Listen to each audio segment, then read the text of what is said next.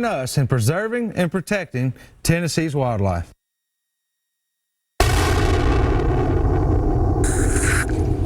We probably all have a good can of bug spray in our hunting packs. It'll help keep the ticks and the chiggers, the mosquitoes away. It'll build kind of a shield or a guard around us so that we won't worry about those things so we can focus on our hunt. You know, in the world that we live in today, there are plenty of things to worry about. Every time we turn on the news or just simply look around, we can find something. The Apostle Paul gives us some great encouraging words for times like this. He tells us to be anxious for nothing, but with prayer and supplication and thanksgiving, make your requests known to God. And then he says this, and the peace of God, which surpasses all understanding, will guard your hearts and minds in Christ Jesus. The peace of God will guard your hearts and minds. Just like the bug spray guards us from those things that worry us during our hunt, when we find those anxious thoughts coming upon us and we give those to God along with our praises, His peace covers us and shields us and guards us. So my challenge for you this week is this. When you find yourself worrying over things, capture that thought. Take it to God along with your praises of all the good things that He's done for you. And He promises that His peace will come over us, will guard us, will shield us. Our outlook will begin to look a lot different. Hey, thanks for watching this week. As always, we pray that you are blessed. Always remember, keep shooting straight. All right, everybody, this next segment's being sponsored by our friends at Taylor's Archery. They're at 100 East Lauderdale Street in Tullahoma, Tennessee. You guys can give Tracy Taylor a call at 931-563-7706. They are a Bowtech, Hoyt, Matthews, Mission, and Diamond dealer. So whatever you're into, they can get you into it and get you taken care of. All right, welcome back to the studio. You guys want to give us a call tonight, you can go ahead and reach out now, 615-737-7767. And while we're waiting on some of those calls, guys, we've been talking back and forth all evening about some different interesting facts about doves. I mean, when you really get to looking into it, there's a lot of things that we've known for a long time about them, and then some things that even us three were pretty surprised about. First one I'll hit on, because it'll make us feel better about all those misses earlier on the video, but they can fly 55 miles an hour. That's what they've been clocked at. And I swear it looks like they're going a lot faster than that sometimes, don't it? Yeah, they're cooking. They catch a good wind and come in there zipping up and down on you. I mean, they are cooking down through there. Oh, yeah. And it makes them a very tough target to hit at times, especially, again, on a windy day.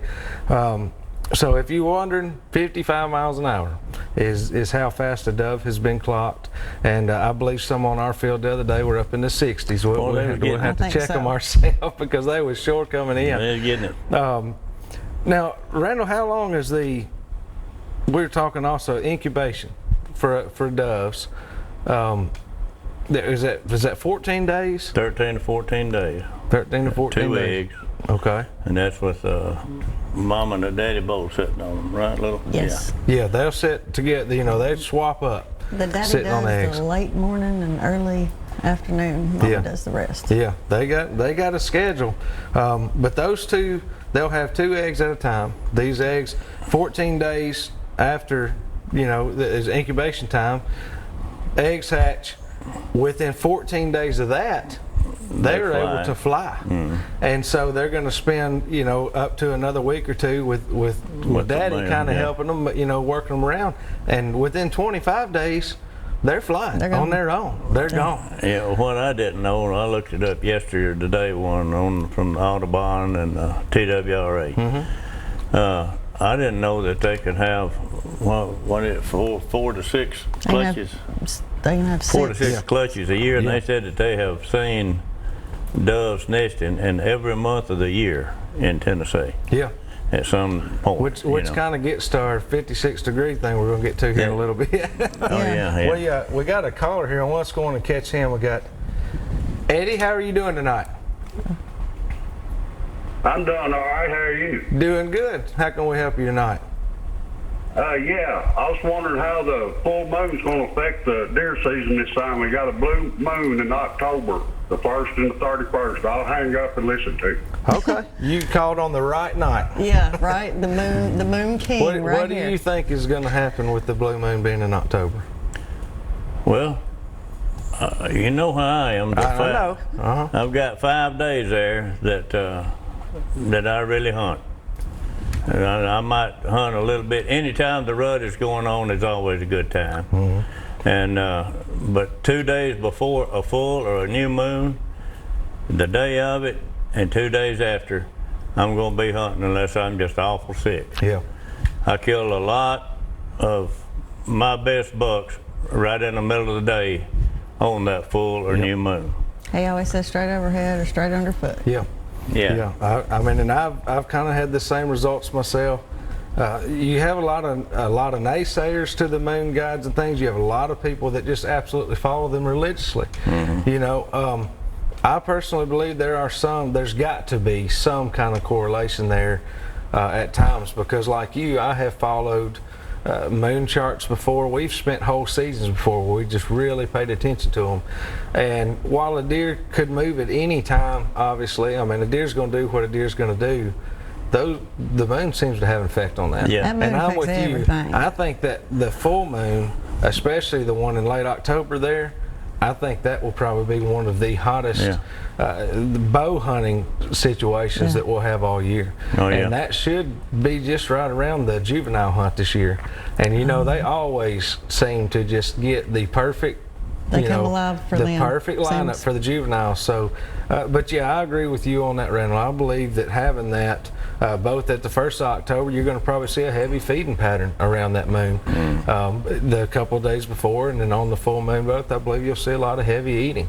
But that late October one, you better strap in, because it's probably fixing to get real. Yeah. I mean, right at the end of October. Yeah. They move any time, but they, and I mean, you know, I get to see them every day, and you can see them on them times when they say, you know, it's the feeding time. Yeah.